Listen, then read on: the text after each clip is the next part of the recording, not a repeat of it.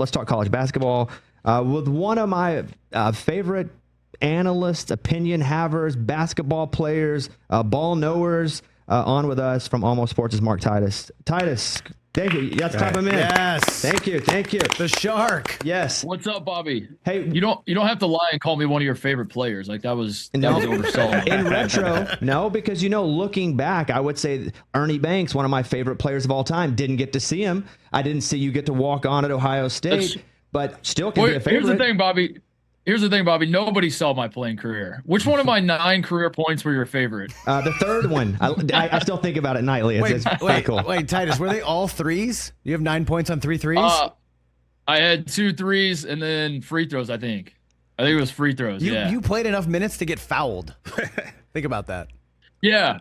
Yeah, I think my first points were free throws. I got like clothesline playing VMI. Yeah. We were so weird.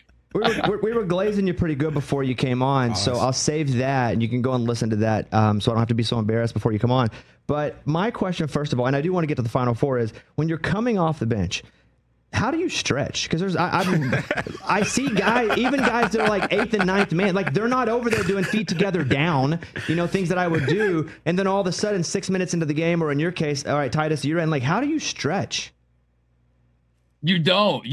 I mean, like the smart guys, by the time I was a senior, I kind of got a read for when I was maybe going to go in to where, if we're up 20 and it's the under 4 timeout, maybe you steal some stretch there while the rest of the team is in the huddle. You're off to the side, stretching the hammies a little bit.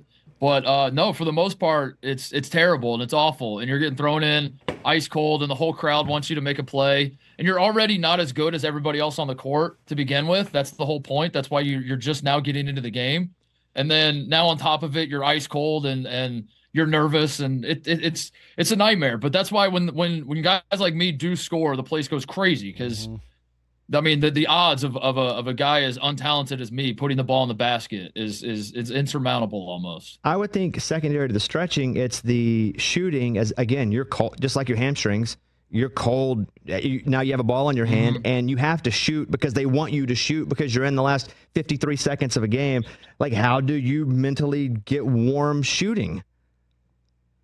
You don't. It's just you let it fly. It's you throw it up and you cross your fingers that it at least hits rim, and maybe you're lucky it goes in. No, it's exhilarating. It's super stressful, but generally, like you're not getting in the game unless your team's up big. So I think that's the nice part is at least even if you screw up, the team's going to win, and there's going to be good vibes in the locker room no matter what. So behind you, there's a Harlem Globetrotter jersey, and I'm not sure who knows what story. It's one of my favorite Mark Titus stories. Would you mind telling these guys the Globetrotter story of you getting drafted? Yeah, I was drafted by the Globetrotters after my senior year at Ohio State. I didn't know they had a draft, which I'm sure most of the audience watching is and listening is like, well, I didn't realize the Globetrotters had a draft. I didn't either. I was like working out at the Ohio State gym, and then I walked into the locker room and my phone was blowing up, and I'd been called by the GM of the Globetrotters a bunch, and he was like, "Call me back. We just drafted you." I was like, "Well, this has to be a prank." So I call them back, and sure enough, they were like, "Yeah, we this is real. We want you to come, to our. We want you to come to our training camp and be on the Globetrotters." And then once I got there, I think they realized quickly that like it wasn't a good fit. That I'm just kind of a professional jackass, and I didn't exactly. I wasn't Harlem Globetrotter material. But I was calling their bluff, and I could tell like as soon as I got there that they were like, "All right, this isn't going to work out. You can go home now." And I just kind of like waited for them to kick me out of the practice and everything. But I made sure they sent me a jersey. I made sure it was like all official. I did like a photo op where my name was Shark. Hang on, let me show you the jersey. They sent me this jersey with Shark on the back. That was my Globetrotter name. That is amazing. Did you pick the name? I think so. They asked me to come up with something, and I my name is Mark, and that's how creative I am. So it's fine. Catch the Rich Eisen Show live weekdays from 12 to 3 p.m. Eastern on Roku Sports Channel in the U.S.